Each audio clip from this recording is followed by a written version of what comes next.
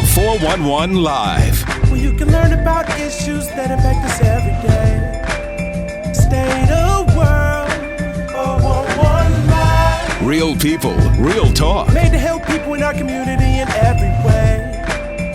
Boy, your girl, 411 Live. Welcome to another episode of the 411 Live. Real people, real talk. I am Beverly Taylor.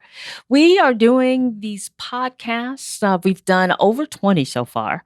And, we're counting. We're moving right along. And we're focused on human trafficking, specifically sex trafficking and the trauma that it causes. We have covered a multitude of topics dealing with this issue. Last week, we were talking about trauma, its effects on the brain, the body, and human behavior. Excellent episode. If you didn't see it, I invite you to check it out. Well, today, part 2. There are a lot of things that we did not get to that we want to, and we want to expand upon that. So part 2 is 3 phases of trauma recovery. My guest, I'm still excited about her because she's so knowledgeable and she breaks it down in a way that we can all understand, which is phenomenal. And that is Simmone Kilgore. She is a trauma therapist, and you will definitely be impressed by what she has to say, I think. I also want to invite you, if you have comments, suggestions on future episodes, send them our way, because we are very interested in that. And because our goal is to spread awareness, make it broad, and you're part of that process. So we're going to get right into this because, like I said, part 1, we ran out of time, so we need a part 2. And we're going to wrap this part 2 up. So we want to get it all in. So Simmone, thank you for agreeing to do a part 2 with me. Sure. Let's just, so everybody is kind of caught up, let's just go back briefly on the neurobiology of trauma. Sure. Just break that down a little bit. Sure. Just talking about the wiring, how humans are wired. We are phenomenal beings. And the other thing I think I might have missed in the first session we had together is the specifically outlining how we are designed for survival. All of us. Mm-hmm. We all are.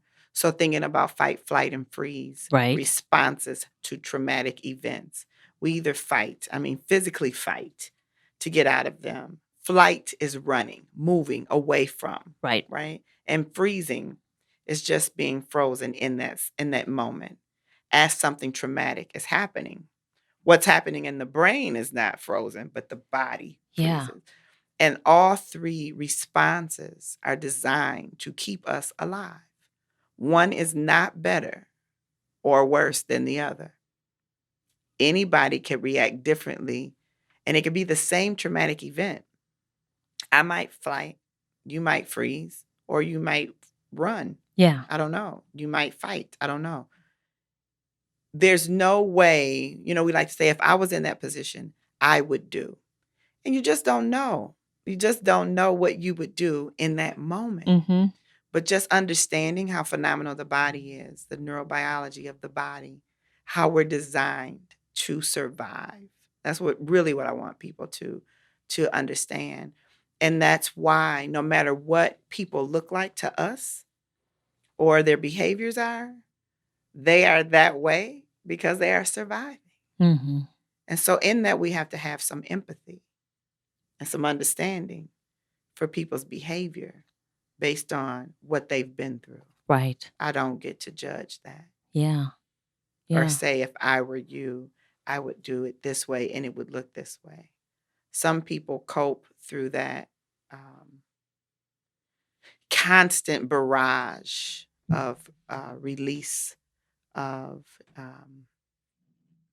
emotions and toxins and chemical things moving around the body, whether it's serotonin, dopamine, you can go on and on about what is released. But like, again, in the hippocampus, it's designed to connect to other parts of the brain. And it symbols and tells the other parts, behave in this way. It's all about survival. Respond in this way. Think through it this way. So if my thinking is fragmented, that's what I know. Right. If my thinking is always in chronological order, it's hard to get me to have it in the opposite direction. And sometimes we ask people to start from a place of where you want to be and move backwards. And it's very difficult for folks. So we have to understand the way people are wired. And my job as a clinician is to help them understand the circuitry, the wiring, Mm-hmm. how my brain tells my body what to do, Right. how to respond. If I smell chicken frying, an immediate response goes to my brain. It's a nice memory for me. It feels like it's a memory of home Right. and Right. family for me. I remember what it tastes like in my brain. And so it symbols my body and my tongue to salivate. So the brain and the body is one and connected, and they work hand in hand so that we can survive. Right. Mhm. Right.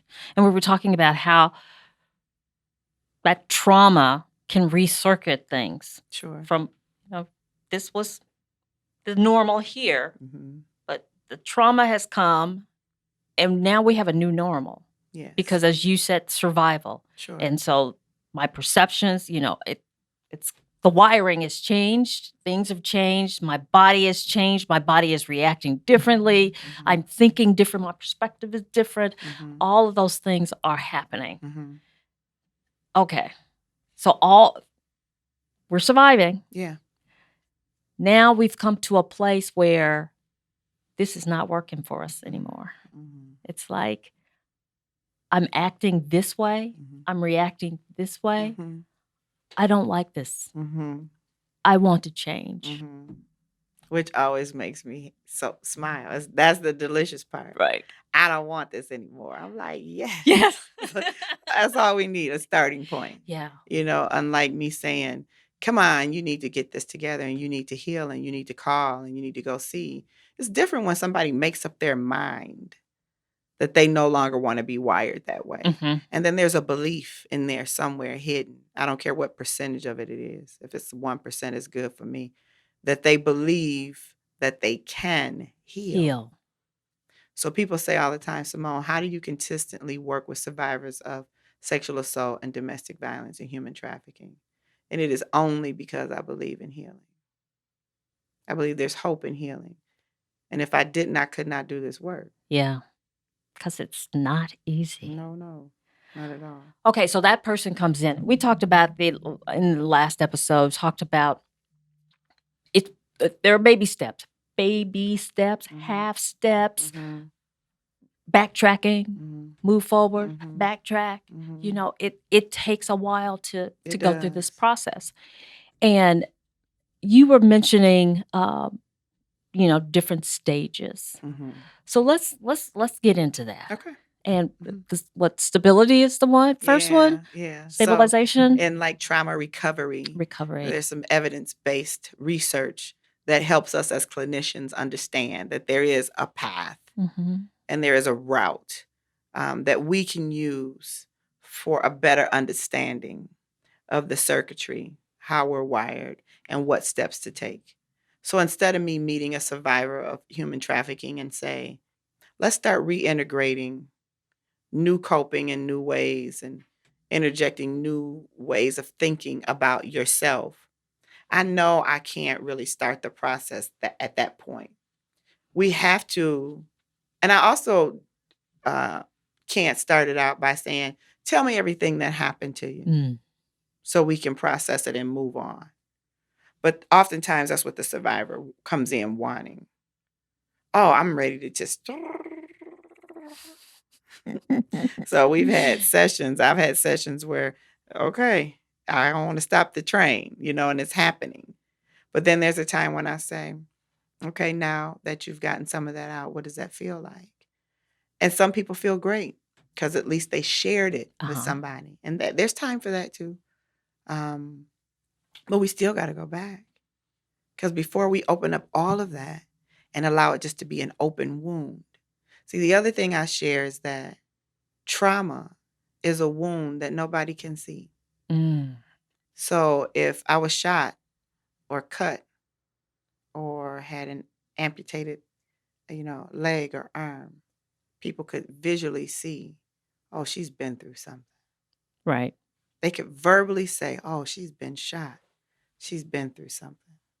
They can understand the trauma more because we visualize it. Mm-hmm. So for sexual assault survivors, oftentimes we can't see the wound, but it's there. And so if we allow folks to start the process of healing in terms of steps at the wrong place, we have opened that wound even more. And there's no dressing. Mm. There's no antibiotic. There's nobody to put it back together. Ain't no nurses or doctors around. It's just Right. open. And so getting people to understand before we get started, we have to create safety. So for me as a clinician, a lot of people think that safety has everything to do with the client's living environment, the survivor's living environment. And it does. Has a lot to do with getting them to a place of understanding that they are no longer in immediate danger. Right. Like, can an abuser, a manipulator, a perpetrator, predator, whatever you, assailant, whatever you use, if they can no longer harm me? So we say things like, oh, they're locked up, so Mhm. they can't harm you. You're safe now. Get on. Mm-mm. Safety and stabilization has something to do with that, but it also has a lot to do with how safely I feel, how stable I am. And that's more complicated. It's very complicated and complex. And so asking someone to risk safety and stabilization through self-care, through understanding who they should surround themselves with now, to understanding it's a bit uncomfortable because I've been used to a certain way. And now my life almost seems too boring or too low or too. I've heard people say, I don't know what to do. I have all this time. Mm.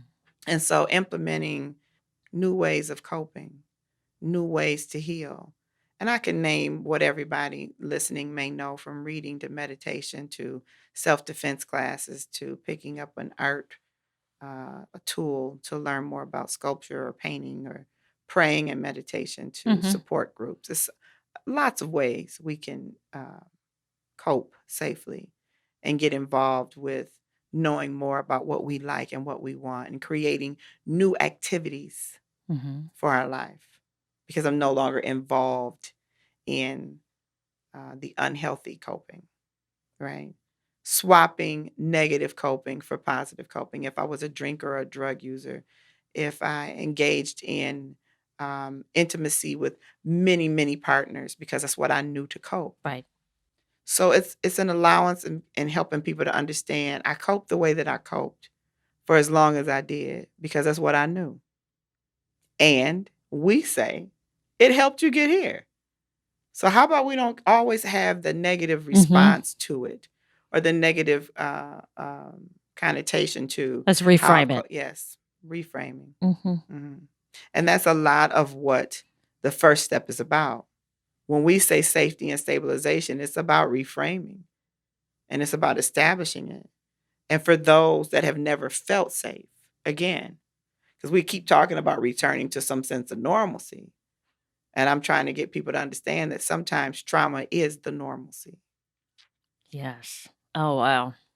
Yeah. Lots of survivors of human trafficking prior to the human trafficking were still being harmed and had to deal with traumatic events their whole life.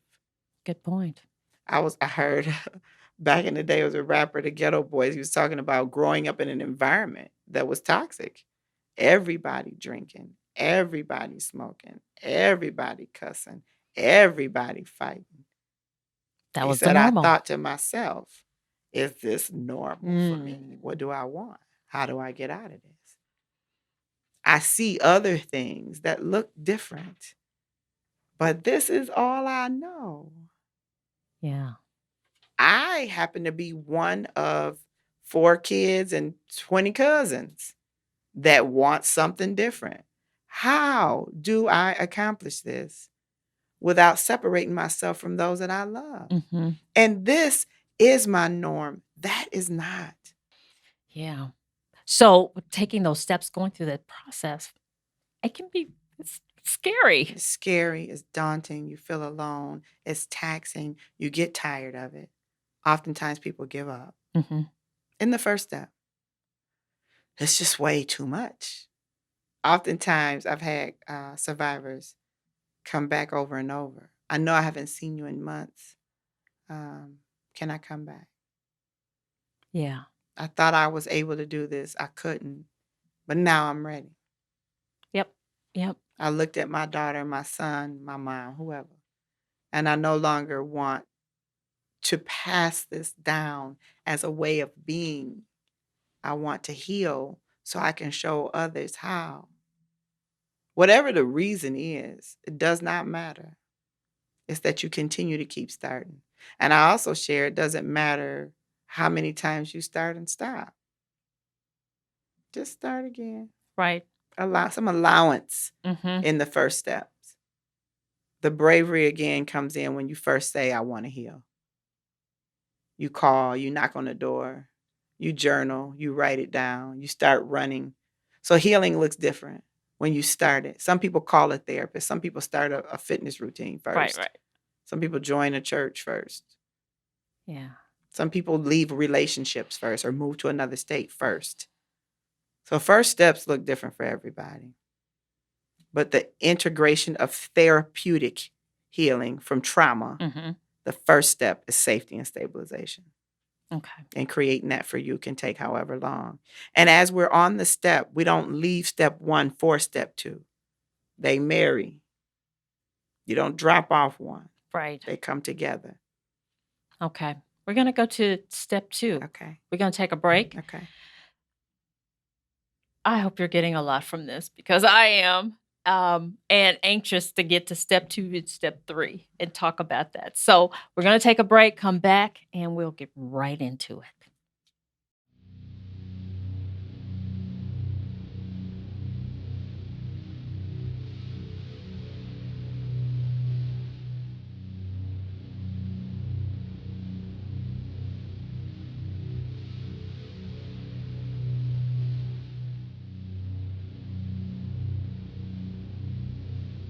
Human trafficking is a global issue that is happening locally. This is a problem that we cannot ignore. Being so scared on that hotel bed and wish I had my mommy. Going back into that feeling of, man, what am I getting myself into? She rests her head on the prison to which she's chained. I'm standing there and I can't move. I can't go nowhere, I'm stuck.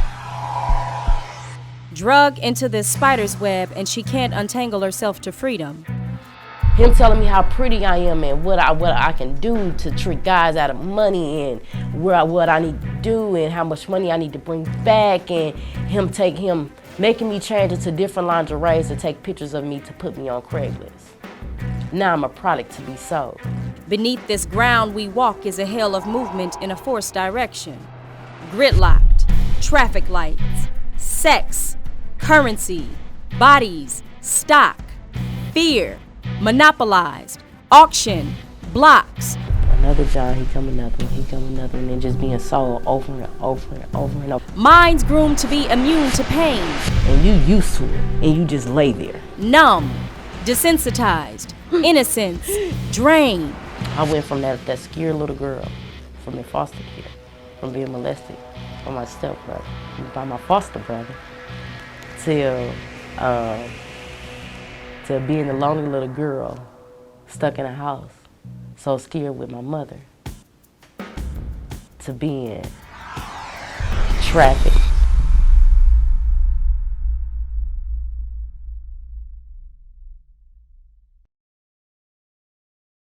Welcome back to the 411 Live. We've been talking about the 3 phases of trauma recovery, and we were into stabilization and safety, step 1. We're about to go into step 2. My guest, Simmone Kilgore, she is a trauma therapist, and she is walking us through the process. Okay, Yeah. now we're ready for step 2. Mm-hmm. That's a tough one, too. Very tough. Yeah. So I was just thinking about tons of reasons why it's tough, but it's just tough. So that's the step of remembrance and mourning. I mentioned briefly before. And so what we're asking a survivor to do is to remember and to process what happened to them. Remember. So remember we talked in the first segment about the hippocampus in all of our brains being a place, a filing cabinet, Right. where we store information. Normal memories are there. They're organized differently. There's recall, there's dates. If I add to your normal memory and say, yes, Beverly, 1982, on that snowy day in January, but this is where I was at. I can add to your normal memory, no problem. And you'll remember, oh, Simmone said in 82, this is what happened to her. Even though you have your own, I can add, right?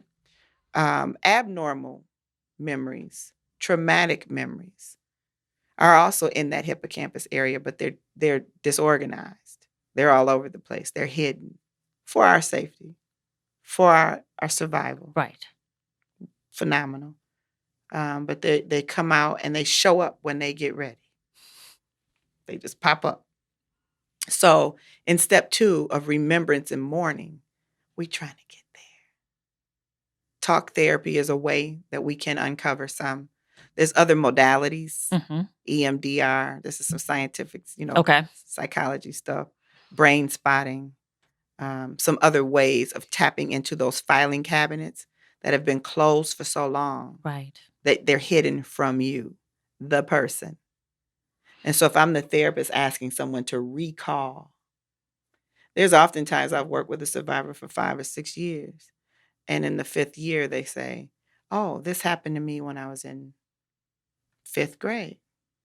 And I say, oh, okay. Did that just come up for you? No, I've known it. But I just didn't think to share it with you when I talked about trauma. That's one way. We don't recognize that as a traumatic event, right? Because the other ones look so much bigger and more important. Trauma affects us all. And so no matter how big or small we think it is, it still affects the brain and the body the same way. Wow. So we put levels to, oh, she just had a simple car accident. She should get over it and be able to drive with no problem. Well, to the person, it's a large, huge, massive Right. accident.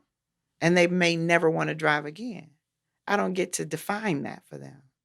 Yeah. So what we're doing in step 2, in terms of remembrance, recall, and mourning, the remembrance is the allowance of the memories to come up in a way that we discuss,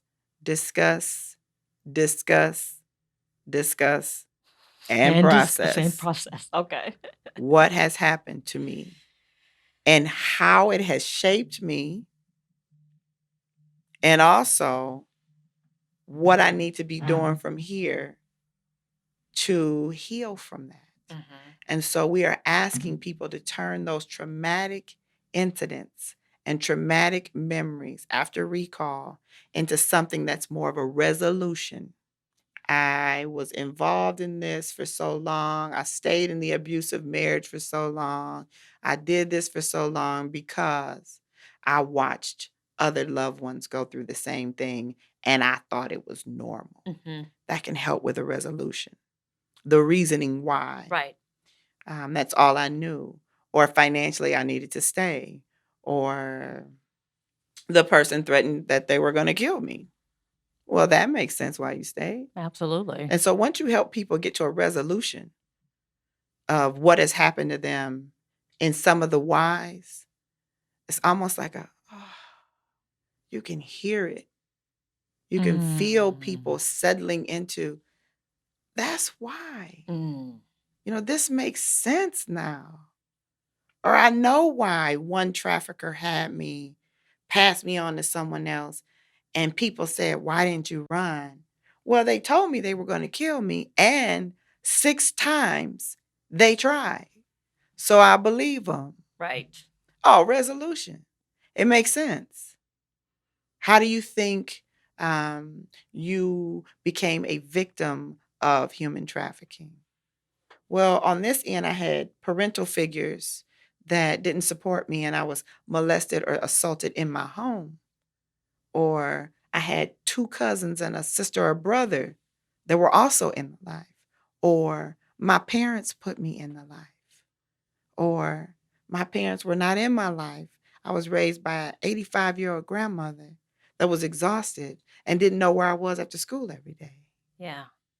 The whys. Oh, Mm-hmm. resolution to the whys. That's the remembrance and the processing. And then there's the mourning time for, if you could have had things the way you wanted it when you were a little girl or a little guy, or if you had a better connection or supportive parents, or had you understood the dangers Mm-hmm. of dating older people before you were ready. That brings some resolution, but it also helps people to mourn either what they used to have in terms of safety, stabilization, Right. some normalcy, or mourn what they never had. Mm-hmm. I never had that, which we often hear too. Right. But that step, again, like step one, they come together. So we're still integrating safety, stabilization, self-coping, safe coping, self-care in the heaviest form. Take care of yourself. Mm-hmm. How do you plan to do that today? Because we opened up some new stuff today. You should be proud of that. And now what do we do? How are you going to take care of yourself in the way that you need to? Based on this new womb, we opened it up wider. Right. We understand some parts of it. We put these parts here because they make sense. These things are we still don't get them. Are you okay with that? Are you safe to leave now? Do we need to do some grounding and some deep breathing? Do you need to understand we're in Milwaukee? This is this date. You can leave out of this building and get in your car or on the bus. You don't have to worry about this. So creating that space again in the environment where we just reopen. We need step one. We need all the Right. tools from step Gotta one feel safe. to move through step Yep. two. Yep. And each and every time we're working in step two, which can be years. Wow. What's step 3? Step 3 is reconnection and integration, reintegration into things you want, the goals. Where are we going with it? Because now we know. We know what to do. We know what happened. We're trying to understand it. We have some resolution. Some resolution continues to come throughout time. Right. We add to it. We might learn about a fact about our ancestors, our grandmothers, our grandfathers, and say, wow, that Right. happened to grandma too. That happened to grandpa too. It connects us to something. Mm-hmm. And it ain't just about me. It ain't just happening to me. And it's different when it happens to your people, when they too have gone through and survived, and you can connect to that. But you can also connect to their strengths, their fortitude, their ability to continue to push through. And that helps. Ooh-wee. It has for me. Yeah. Yeah. I know where I come from. Mm-hmm. I see the line, the strength in the DNA. I get it. And I can push forward when I don't feel like it. Sometimes that's all I have. Talking personal now. But sometimes that's all I have is seeing them that have fought before me. Right. Get through something and make it. I always say it's about making it. Step 3 is about reintegration. I feel well enough in myself, in my soul, in my being to integrate into some things I really want to do in life. Whether it's go back to school, whether it's try a new relationship, whether it's learn a new recipe, Right. be a dancer. I always wanted to dance, but I can't hold the beat. Dance anyway. Right. It's just about reintegration. It's a good place for people to be. It feels unfamiliar in the beginning. It's frightening. Mm-hmm. The allowance and the freedom to live. But the possibilities It's delicious. is delicious. It's delicious. Yeah. It's delicious. I'm so happy for people at all stages, but really when you see it and you say, The work is working. Mhm. The process is working, and it's for a reason. And the person can feel some freedom. They look different. They stand differently. They speak differently. One of the things I say when I first meet people is trauma affects the way that you see yourself, the way you see others, Mhm. the way you see the world, and the way you think people see you. And what we're trying to do is uncover all of that. The way you see yourself, it's a huge one. Most important one. Right. The way you think others see you, That's a big one too. totally, can affect how you move, Yeah. if you move. The way you see the world. Because for several people that I've worked with, most people that are survivors of human trafficking, the world can look really lonely and sad and evil and small. Very different from how it is. There's parts of the world, people, beings out here.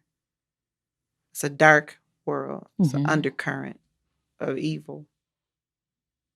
And so if that's the view of the world and I'm in that, you got to imagine, it makes me sad to talk about it even now. You got to imagine their viewpoint. And so my thing that I feel when I meet people is how they feel that they fit in the world and what world are they talking about? Mm. Do you know the possibilities? Yeah, for others, but not for Not me. for me. Yeah. So once we get to step 3, there is some newness and it's Some light. delicious. It's Some some light. light in Yes. how they see themselves Yeah.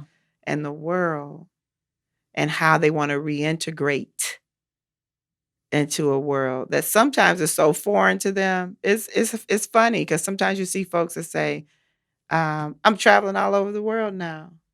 And I'm dating now, and I'm trying new foods now, and I've lost 50 pounds or I've gained 50 pounds. I mean, cut all my hair off or I grew it all. I don't know. It's just these things start popping up, and you're like, yeah, Yeah. it's Why not? beautiful. Mhm. It is beautiful to see. And it's possible, which is really what I want to push for all of us. Yeah. No one person is more special than the other, ever.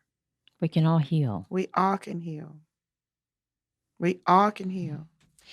So we've gone through a lot on the stages. And for someone who is listening or watching and they have been through trauma and they see themselves in this process. Yes, I need this because I want to be at stage 3. I want that light. I want those possibilities. What would you say to that person? I would say it is definitely within your reach. Like you have the power within to do it and shape it the way you want. And that it doesn't have to look like anybody else's journey ever. So don't even look over there. But then again, I shared with you before, I explained to people that it is risky. We're asking you to take a risk and try something you've never tried before with the possibilities of things being better. Mm-hmm. It's a scary route, but it works. And I've seen it. So I always say to people, I've seen people heal. And every time I say that one sentence, they say, yeah. So it's a possibility I can, because I'm telling you, Beverly, from the moment that I meet people, even if they've decided to come into the space to receive some type of counseling, Mm-hmm. they still have this understanding of, yeah, but not for me. Yeah. That recording. It's a recording. We call it the Just- script. Yep. What script is playing? Where'd you first hear it? Who told you it? How did it get designed the way that it is designed? Yes. Where are all these stop signs in it? Where are the green lights? We get exposed to trauma or events, and we either got green, which is a go. Yellow is a precaution. It's what we call tolerable stress. Mm-hmm. All of us have that. And the phenomenal thing about tolerable stress being on the yellow is that it helps to build us and our immune system so we become stronger and tougher, wiser. And so we can take a certain amount of tolerable stress. Mm-hmm. But the toxic stress, the red, that survivors of human trafficking are on, toxic stress, kills us, Right. period. Because it goes all through us. It's toxic stress. We die. It's that alarming. We are in a state of panic, and the characteristics of PTSD, from depression, sadness, anxiety, hypervigilance, at a constant at all times. The body is never at rest. Mm. Talking about the wiring again. Yes. Yeah. We're always heightened. Our cells are always on. It's a heightened sense of reality and a way to see things at all times. We never at a point of rest. That's an exhausting place to be. Exhausting. But asking someone to come off of that Mm-hmm. and trust the process is risky. Mm. We're asking them to take a risk. Yeah. To turn what's been on most of their life off. Slowly and progression. But that is the risk. Right. That's where you get those comments of, man, it's kind of boring, you know? Yeah. Because I'm not like this all the time. Because I'm used to the drama. I'm used to survival. I'm used to Yeah. being on all the time. Toxic. Wow. It's toxic, though. Wow. Simmone Kilgore, thank you so much. This has really been enlightening for me, and a great discussion. Great discussion. Thank you for having me. Oh, absolutely. And I hope you enjoyed this as much as I did. And I hope that you heard something that that resonates with you. If you've experienced trauma and you need to move past, I hope you will seek out the professional help to get you to that next place. I'm so impressed. I'm so impressed. Our podcast is only it's a small part of what we're doing. We're also doing a docudrama with a survivor, I Dare to Heal. We're doing workshops on that. I Dare to Heal. Don't you just like the way that sounds? I love it.